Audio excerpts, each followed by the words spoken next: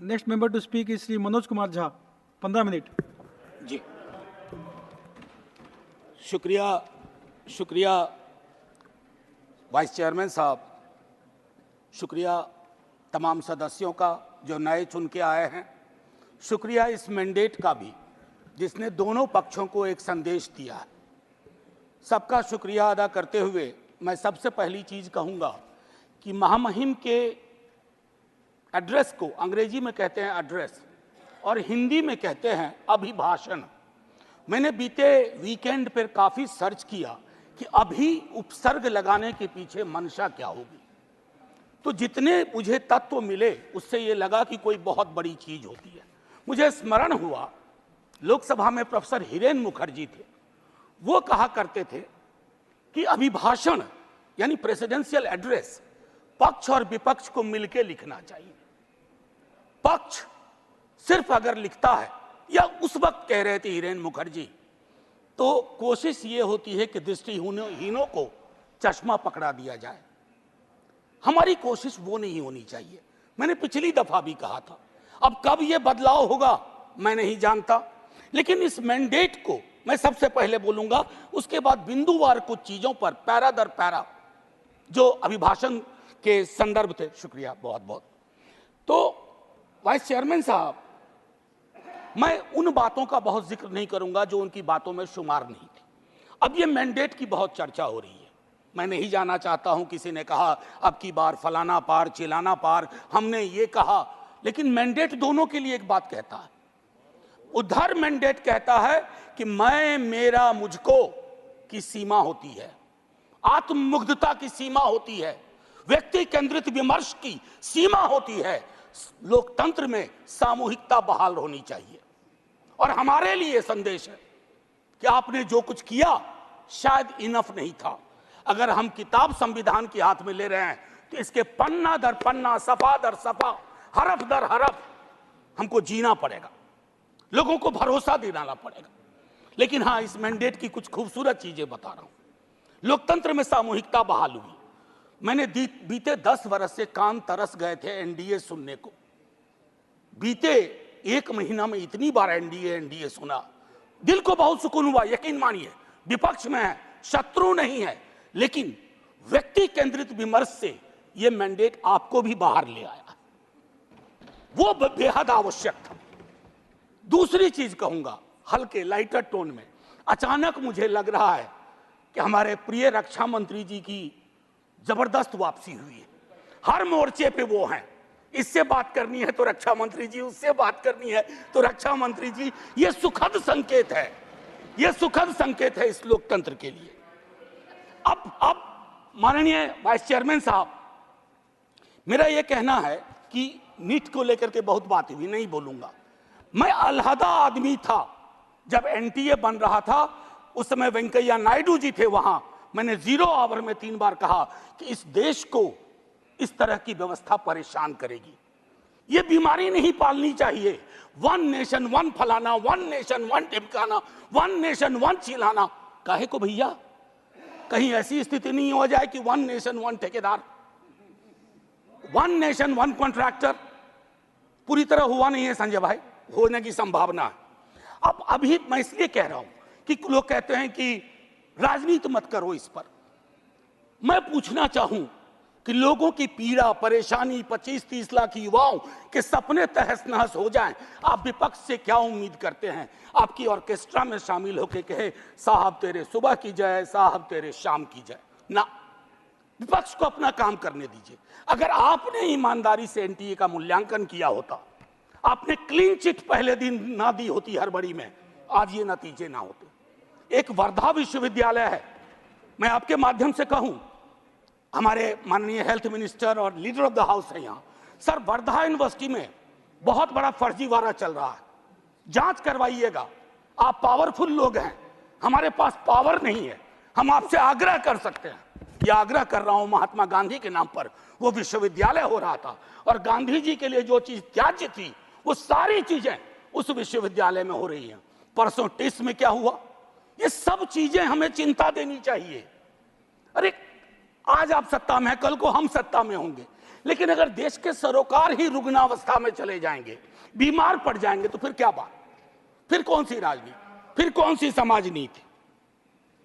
युवाओं के रोजगार पर मैं ज्यादा नहीं बोलना चाहता, बहुत लोग बोले हैं। बिहार से आ रहा हूं सर, पूरे चुनाव बिहार में था। बिहार में हमें भले सीट कम आई हो, लेकिन बिहार के युवा से किसी भी जाति का हो, पूछिए नौकरी, नौकरी मतलब तेजस्वी।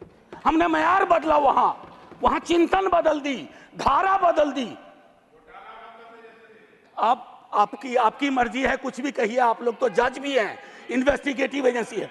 मैं हाथ जोड़ के विनती करता हूं, जितनी गालियां मुझको देनी है अपने भाषण में दे लीजिएगा, खूब दीजिए गाली। आदी हो गए हम गाली सुनने के, फिर सुन लेंगे आपसे गाली, लेकिन कुछ बातें रखने दीजिए। NIOS DLED का मसला है, आप ही ने बनाया, आप ही ने उसको डिलेजिटिमाइज कर दिया। भटक रहे हैं हजारों बच्चे, शिक्षा प्रेरक का वही हाल है। तो मैं ये कहना चाहता हूं कि देश में बहुत बुरा हुआ चुनाव के दौर में, भैंस, मंगलसूत्र, मुजरा, टोटी तोड़ ले जाएगा, बिजली काट देगा। सर परेशान हुए हम लोग। मैं चुनाव देख रहा था बैकरूम से, कंप्लेन कर रहा था इलेक्शन कमीशन को, जिसको दाद दी गई है अभिभाषण में।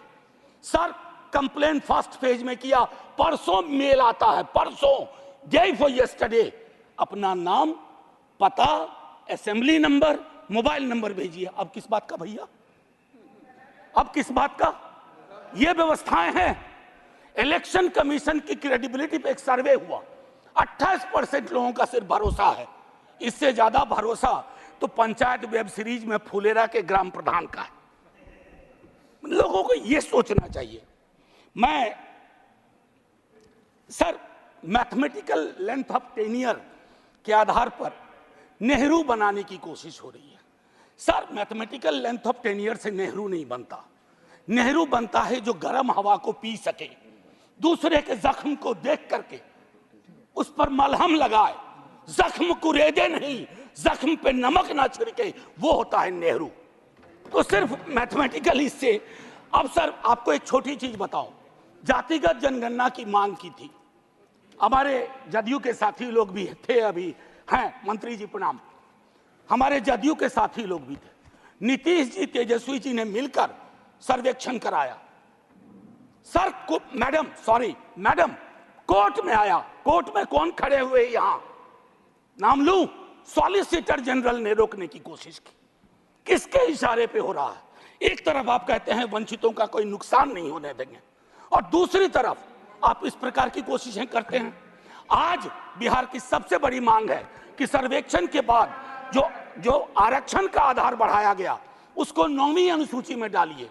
अभी पटना उच्च न्यायालय का एक निर्णय आया है, हम इंतजार करते रहे हैं सरकार से, बिहार की सरकार से कि वो चैलेंज करे इसको, नहीं तो राष्ट्रीय जनता दल पिटीशन लेके जाएगा सुप्रीम कोर्ट। सर आप बोल दीजिएगा, अभी तक गई नहीं है, मुझे भी जानकारी है सर, बहुत फॉलो करता हूं क्लोजली, बहुत क्लोजली फॉलो करता हूं। सर अभी महामहिम ने मेजॉरिटी की बात की, मैं उस पर शुरू में बोल चुका हूं। लेजिस्लेटिव मेजॉरिटी को हमेशा मॉरल मेजॉरिटी के सापेक्ष रखना होगा, मॉरल मेजॉरिटी के सापेक्ष। अगर आप मॉरल मेजॉरिटी से नहीं चलाते हैं तो लेजिस्लेटिव मेजॉरिटी जिस दिन साइकिल पे तीर सवार हुआ ना, ये उड़ जाएगा। साइकिल चुनाव चिन्ह है टीडीपी का, और तीर हमारे रामनाथ भाई का, जनता दल यूनाइटेड का। एनीवे भाजपा का देखिए, कभी कभी मैंडेट कितना खूबसूरत काम करता है। हम बचपने से बीजेपी को मैं फॉलो कर रहा हूं, सारी पार्टीज को करता हूं, बीजेपी को भी कर रहा हूं। बीजेपी का संकल्प पत्र हुआ करता था, इस बार वो हो गया था मोदी जी की गारंटी। इस डेमोक्रेटाइजेशन का जो मैंडेट है, इससे आपको बहुत बड़ा फायदा है। व्यक्ति के समक्ष कोई भी दल समर्पित ना हो जाए, ये मैं समझता हूं उपलब्धि आप लोगों की भी है जी। आरजेडी गारंटी नहीं लिखती है व्यक्ति की।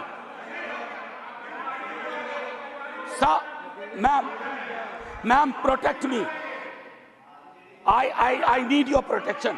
Ma'am chairperson, I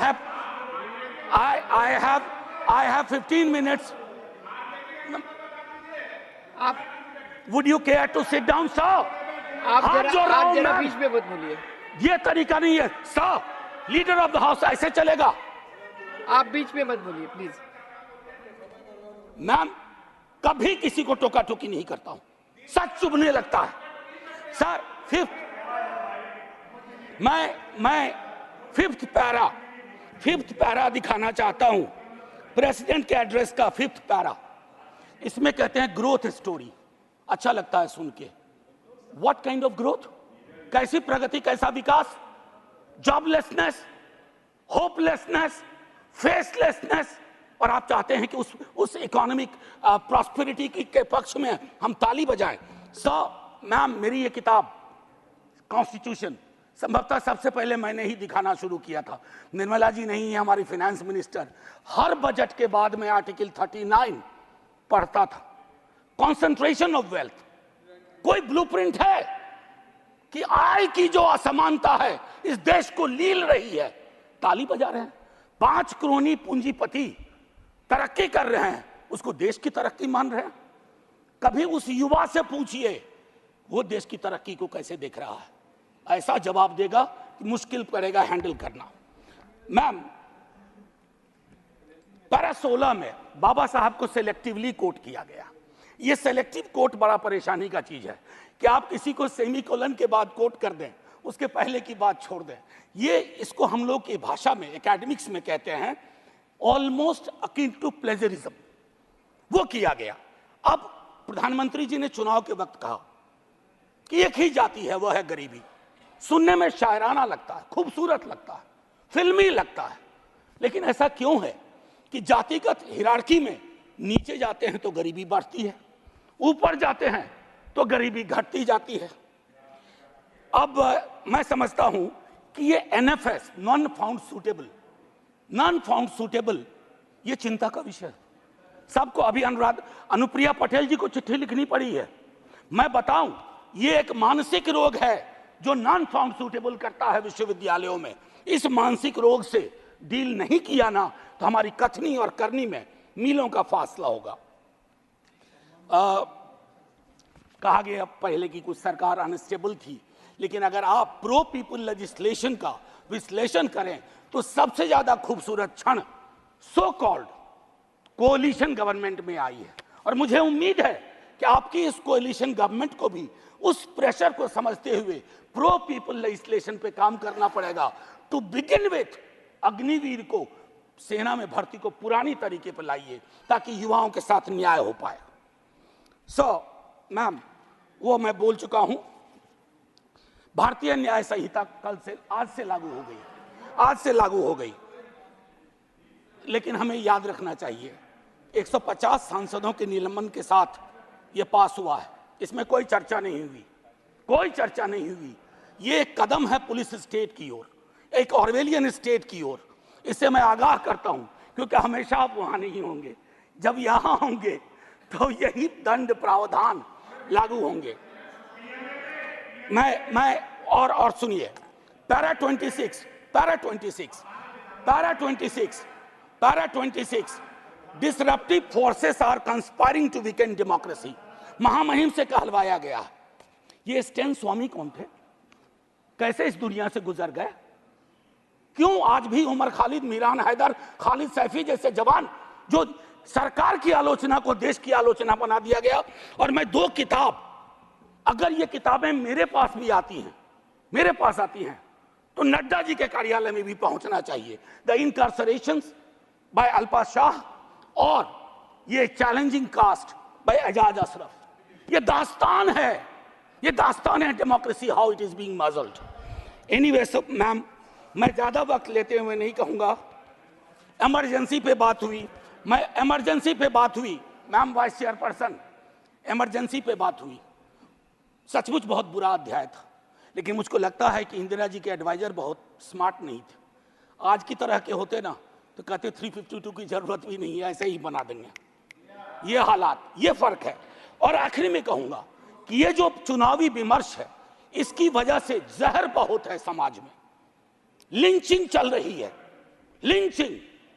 मैं कितने विजुअल्स बताऊं। आज से 3 दशक पूर्व मुझे स्मरण है,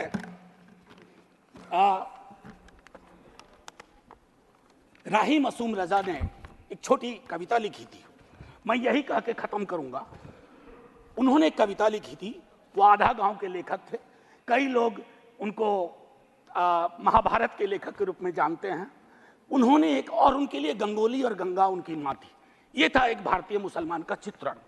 उन्होंने लिखा था, मेरा नाम मुसलमानों जैसा है, मुझको कत्ल करो और मेरे घर में आग लगा दो, मेरे उस कमरे को लूटो जिसमें बयानें जाग रही हैं मेरी, और जिसमें मैं तुलसी की रामायण से सरगोशी करके कालिदास के मेघदूत से कहता हूं मेरा भी एक संदेश है। अब आइए दूसरा, ये 3.5 दशक पूर्व लिखी गई अभी, और यही मैं खत्म करूंगा। ये पूरे देश का चित्रण है, ये हम सब के लिए आईना है।